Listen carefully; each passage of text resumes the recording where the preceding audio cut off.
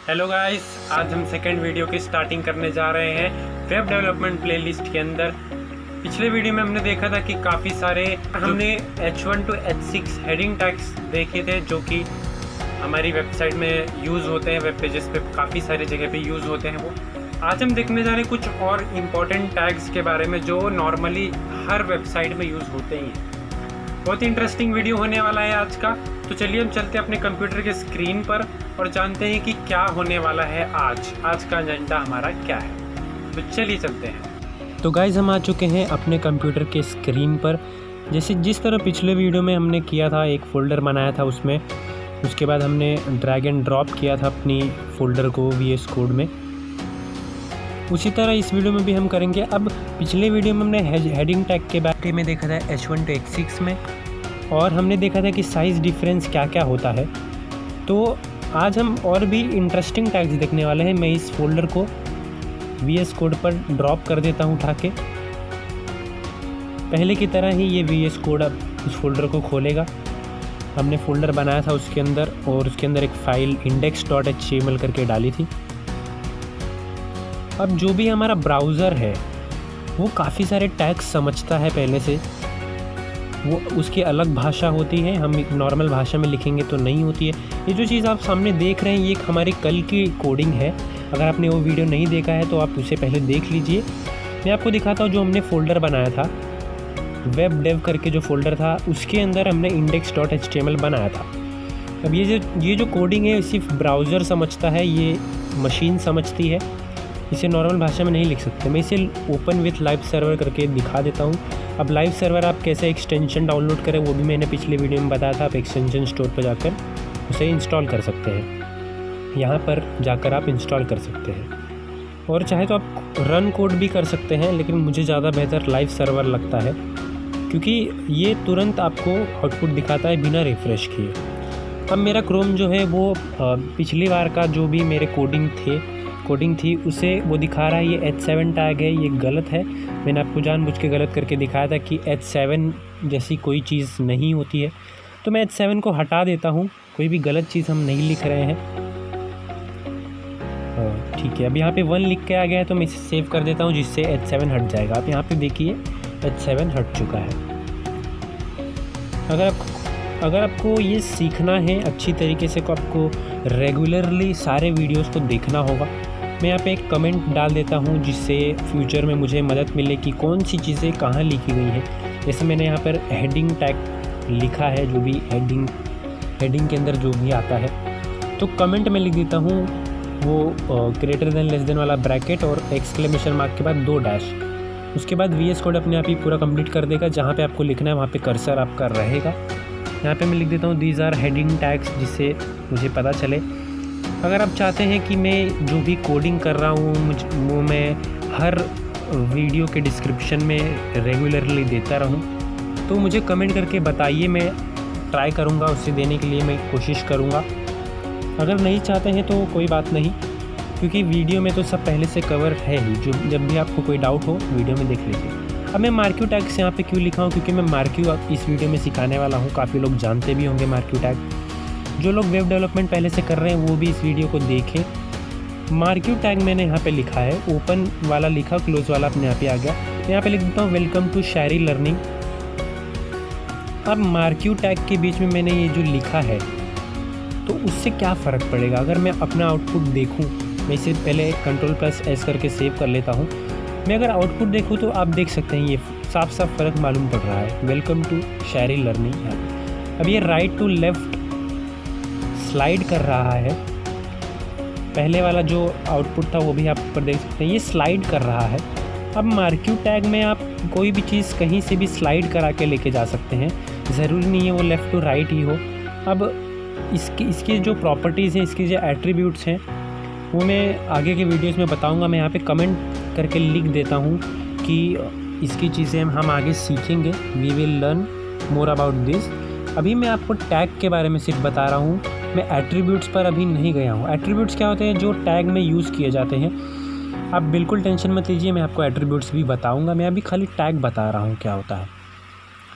मैं एक और कमेंट लिख देता हूँ, ये है मार्क्यू टैग। अब मैं लिखने वाला हूँ, जैसे मैं ये जो ग्रीन में लिख रहा हूँ ये कमेंट्स होते हैं जो डेवलपर्स के लिए लिखे जाते हैं, खुद वो लिखते हैं ताकि फ्यूचर में मालूम पड़ेगी कौन सा कोडिंग कहाँ हुआ है। जैसे मार्क्यू का कोडिंग यहाँ हुआ है। अब इस कमेंट में मैं लिखता हूँ दीज आर अदर टैग्स, क्योंकि मैं जो भी अदर टैग्स जो मैं आपको बताने वाला हूँ वो इसके नीचे लिखने वाला हूँ। अब टैग्स में टेक्स्ट टैग्स बताने वाला हूँ, जो कि टेक्स्ट के आजू बाजू आप यूज़ करते हैं, अगल बगल यूज़ करते हैं। टैग्स तो बहुत सारे हैं, पर मैं आज आपको टेक्स्ट के टैग्स बताऊँगा। पूरे सीरीज़ में आप टेक्स्ट लिखने ही वाले हैं। तो पहला जो टेक्स्ट का टैग है जो मोस्ट कॉमनली यूज़ होता है वो है पी टैग। अब पी माने क्या होता है, पी क्या मीन करता है? पी करता है पैराग्राफ। मैं अगर पी के बीच में लिखूं हाय माय नेम इज़ शैरी, तो हमारा जो ब्राउज़र है, हमारी जो मशीन है वो इसे पैराग्राफ वाइज देखेगी। अगर मैं यहाँ पे लिख देता हूँ बी के बीच में लिखूँगा तो वो जो भी चीज़ें इसके बीच में लिखी होंगी वो बोल्ड लेटर्स में आएंगी, बोल्ड आएंगी। अब बोल्ड आप जानते ही हैं किस तरह होता है। या अगर मैं स्ट्राइक लिखता हूँ तो पहले मैं इसे मिटा देता हूँ, मैं स्ट्राइक को लास्ट में यूज़ करता हूँ। पहले मैं आपको बता देता हूँ, जैसे मैंने आई लिखा, आई क्या करता है, इटैलिक फॉन्ट आपको देता है। अब आई के बीच में अगर मैंने वो लिखा है माय नेम इज़ शैरी, तो इटैलिक फॉर्मेट में देगा। सबका आउटपुट मैं आपको दिखाने वाला हूँ। एक एम्बेड होता है, ईएम होता है। ईएम काफ़ी लोग इटैलिक की जगह पे ईएम यूज़ करते हैं। माय नेम इज़ शैरी मैं यहाँ पर लिख देता हूँ। तो इन सब चीज़ों का आउटपुट मैं आपको अब देने वाला हूँ। अब यहाँ पे मैं स्ट्राइक भी लिख सकता हूँ। मैं आपको स्ट्राइक लास्ट में लिख के दिखाऊँगा जब सारे टैग्स हो जाएंगे, ताकि सब सारी चीज़ें क्लियर हो। मैं अब आपको इसका आउटपुट दिखाता हूँ, फ़र्क क्या निकला। ये सारी एक ही लाइन में आ गई। पहले मैं BR लिख देता हूँ, सबके बाद मैंने BR लिख दिया। BR क्या करता है, लाइन को ब्रेक कर देता है। BR मतलब ब्रेक। मैंने इस लाइन के बाद BR लिखा तो ब्रेक हो जाएगा, मतलब जो अगली लाइन है वो नेक्स्ट लाइन में आ जाएगी। फिर इसके बाद BR लिख दिया ताकि अगली लाइन नेक्स्ट लाइन में आ जाए। तो BR मैं इसलिए लिख रहा हूँ ताकि अगला जो एलिमेंट है वो आउटपुट में नेक्स्ट लाइन में आए। अब यहाँ पे देखिए पहले लाइन के बाद थोड़ा सा गैप यहाँ पे निकला हुआ है, गैप छूटा हुआ है। वो क्यों? क्योंकि हमने पी टैग यूज़ किया है। पी यूज़ होता है पैराग्राफ के लिए। अब पैराग्राफ ज़्यादा जगह लेता है। कोई भी चीज़ में अगर आप पैराग्राफ लिख रहे हैं तो ज़्यादा जगह लगेगा। तो क्रोम क्या करता है, या कोई भी ब्राउज़र या कोई भी मशीन जो हमारा कोड पढ़ रही है, रीड कर रही है, वो क्या करता है, वो पैराग्राफ के लिए थोड़ा सा ज़्यादा जगह दे देगा। और बाकी चीज़ें आप देख सकते हैं। यहाँ पे अगर मैंने बी लिखा है तो बोल्ड लेटर्स में लिख के आ गया, थोड़ा एक्स्ट्रा डार्क लिखा हुआ है। उसके ऊपर आप देख सकते हैं उसके नीचे आई लिखा हुआ है, आई यानी इटैलिक में आप देख सकते हैं थोड़ा सा बेंड हुआ रहेगा। लाइट जो बोल्ड से एकदम लाइट होगा। और ईएम भी उसी तरह है। काफ़ी लोग ईएम यूज़ करते हैं, काफ़ी लोग आई यूज़ करते हैं, काफ़ी लोग ईएम। एम्बेड टैग भी होता है, एम्बेड टैग मैं आपको बताऊँगा आगे। अब यहाँ पे आप देख सकते हैं वहाँ पे मार्क्यू भी चल रहा है साइड में। मैं आपको पहले बता दूँ कि अब इसके बाद अगर मैं यहाँ पे लिखने जाऊँ, अगर कोई भी चीज़ मुझे, जैसे मैंने यहाँ पे पहले कमेंट दे दिया, अब कमेंट में मैंने एक्स्ट्रा डैश डाला तो भी कमेंट हटा नहीं। तो दो डॉट्स जो 2 डैशेस होते हैं वो मैक्सिमम होते हैं। अगर आपको नहीं समझ रहा है तो टेंशन ना लीजिए। हर चीज़ के लिए, हर एलिमेंट के लिए मैं वीडियो बनाने ही वाला हूँ। आज मैं टैग्स के बारे में बता रहा हूँ तो कमेंट्स का भी मैं वीडियो आगे बना दूँगा। अब मैं यहाँ पे ऐसा क्यों लिख रहा हूँ, दिस इज़ हॉरिजॉन्टल लाइन। अब कोई भी वेबसाइट या वेब पेज अगर आप देखते हैं तो वहाँ पर लाइन्स होती हैं। जैसे मैंने HR लिखा, यहाँ पे एक लाइन आ गई है पतली सी। तो इतनी पतली, अगर मैंने 2 बार HR लिखा या 2-3 बार HR लिखा, मैं इसे कॉपी कर लेता हूँ और इसे अगर मैं लगातार पेस्ट कर दूँ तो यहाँ अब देखिए मैंने यहाँ पे 2 बार HR लिखा तो यहाँ पे 2 लाइन आ गई। अगर मैंने काफ़ी बार इसे HR लिख दिया तो यहाँ पे काफ़ी सारी लाइन आ जाएंगी। अब अगर आपको HR के बारे में और जानना है तो उसके बारे में भी वीडियो है, आगे मैं बनाने वाला हूँ। हर चीज़ के बारे में वीडियो बनाऊँगा। HR की थिकनेस भी आप बढ़ा सकते हैं, उसके बारे में मैं आपको बताऊँगा। मैं टैग्स बता रहा हूँ जो कि टेक्स्ट में अब यूज़ करने वाले हैं। मैं इसे अब मैं आपको VS कोड पे लेके चलता हूँ। अब यहाँ पर जो पहले मैं आपको वो दिखा देता हूँ कि आगे क्या होने वाला है। टैक्स इतनी सारी चीज़ें अब हमने लिख दी है यहाँ पर। अब अगर मैं स्ट्राइक टैग आपको दिखाऊं, जो मैंने स्टार्टिंग में आपको बोला था कि स्ट्राइक क्या होता है, मैं स्ट्राइक के बीच में लिख रहा हूँ हाय माय नेम इज़ शेरी। अब स्ट्राइक मतलब क्या हुआ, कट करना। कोई भी चीज़ लिखा हुआ जो है उसे कट करना। आप यहाँ पे देख सकते हैं हाय माय नेम इज़ शेरी पर एक कट आ गया है। यानी जब भी कोई ब्रांडिंग किसी को करनी होती है, जैसे $300 की कोई चीज़ है या 300 रुपये की कोई चीज़ है, उसे कट कर कर अगर हमें 200 लिखना है, काफ़ी सारी कंपनीज मार्केटिंग वाली ये तरीका अपनाती हैं। तो स्ट्राइक अगर आपको देना है तो आप स्ट्राइक टैग्स के बीच में आप इसे लिखिए।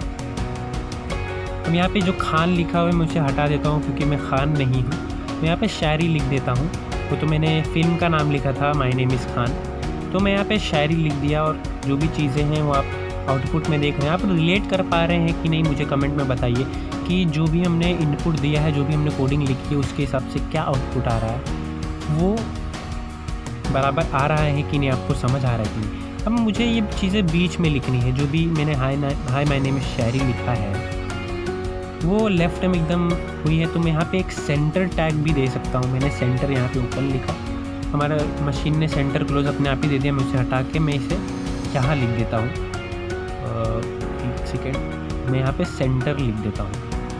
अब क्या करेगा मशीन, इन चीज़ों के बीच में जो भी चीज़ें हैं, इस एलिमेंट के बीच में सारी चीज़ें सेंटर में आ गई हैं। H1 से लेके H6 के बीच में सारी चीज़ें, इसके बीच में सारी चीज़ें सेंटर में आ गई हैं। मैं हर चीज़ों को सेंटर में दे सकता हूँ। अब नीचे जो हमने लिखा है P टैग, B टैग, जो भी ये सारी चीज़ें हैं, इसे अगर मैं सेंटर में लाना चाहूँ तो मैं ये सेम चीज़ करूँगा। ये है HTML की बात। मैं HTML के बारे में आपको बता रहा हूँ। आगे जब हम CSS सीखेंगे तो उसका फंडा अलग है। CSS काफ़ी अच्छी चीज़ है जो आपकी वेबसाइट को डिज़ाइन करेगी। सेंटर में लाने का टैग भी उसमें है। ये HTML में ऐसा है कि आप यहाँ पे सेंटर लिखिए और यहाँ पर सेंटर क्लोज कर दीजिए। अलाइन करके एक होता है CSS में, वो सारी चीज़ें मैं CSS में आपको बताऊँगा। Inline CSS, internal CSS, external CSS, सब कुछ मैं आपको बताने वाला हूँ। अब मैं अगर मार्क्यू टैग पे सेंटर लगाऊँ, ठीक है, सॉरी मैं HR पे लिख दिया, मैं मार्क्यू पे लगा के देखता हूँ, क्योंकि मार्क्यू तो सेंटर में आ ही नहीं सकता, क्योंकि वो स्लाइड हो रहा है, वो उसे सेंटर में भी रहना है, लेफ़्ट टू राइट भी रहना है। अब ये चीज़ इतनी इम्पॉर्टेंट नहीं है, क्योंकि मैं आपको फिर भी बता दे रहा हूँ कि अगर आपने मार्क्यू के अगल बगल सेंटर लिखा तो कोई भी फ़र्क नहीं पड़ने वाला है। यहाँ पे देखिए, ये लेफ़्ट टू राइट या राइट टू लेफ़्ट, जैसे भी आपने अलाइनमेंट दी है, up to down, down to up, जैसी भी है वो ऐसे ही जाने वाली है। अगर आपने सेंटर दे दिया तो वो शायद सेंटर में होके अप टू डाउन हो जाए, लेकिन जब आप राइट टू लेफ़्ट या लेफ़्ट टू राइट करते हैं तो उसका कुछ फ़र्क नहीं पड़ने वाला है। और अब जैसे मैंने इसे डिवाइड कर दिया, मैंने स्क्रीन डिवाइड करके मैं आपको चेंजेस बता देता हूँ। अब मैं चाहता हूँ कि आप इसका स्क्रीनशॉट ले लीजिए, ताकि आपको पता चले कि आपने जो कोडिंग की है उसके हिसाब से क्या आउटपुट आपको देखने मिल रहा है। मैंने स्क्रीन डिवाइड कर दिया है। और वैसे भी अगर आप कोडिंग कर रहे हैं तो आपको इस ट्रिक को अपनाना चाहिए। एक तरफ आउटपुट, एक तरफ इनपुट। आपको एक बार में ही कोड करके सारी चीज़ें नहीं देखनी चाहिए, धीरे धीरे सेव करके आपको देखना है कि आपका एक एलिमेंट का कोड बराबर आया है। नहीं तो क्या होता है, लोग सारा कोड एक साथ कर देते हैं, फिर देखते हैं इसमें ये गड़बड़ है, इसमें गड़बड़ है, फिर उन्हें ढूंढना पड़ता है इसका कोड कहाँ है। तो मैं चाहता हूँ कि आप इस तरीके से ही हर बार अपने कोड को एग्जीक्यूट कीजिए। अब बहुत ही इम्पॉर्टेंट चीज़ मैं आपको बता देना चाहता हूँ कि अगर आपने हमारा प्लेलिस्ट नहीं देखा है तो आप गूगल पर जाइए, शेरी लर्निंग टाइप कीजिए और ये वीडियो देख लीजिए। अभी फ़िलहाल 2 वीडियो इस प्लेलिस्ट की आ चुकी हैं। गूगल पर जाइए, शेरी लर्निंग टाइप कीजिए, या यूट्यूब पर जाके डायरेक्ट ही आप टाइप कीजिए। पहला ही वीडियो या पहला ही चैनल जो मिलेगा वो ये चैनल रहेगा। अब इस वीडियो की प्लेलिस्ट को आपको एक्सप्लोर करना है। तब तक के लिए देखते रहिए शेरी लर्निंग। Bye bye.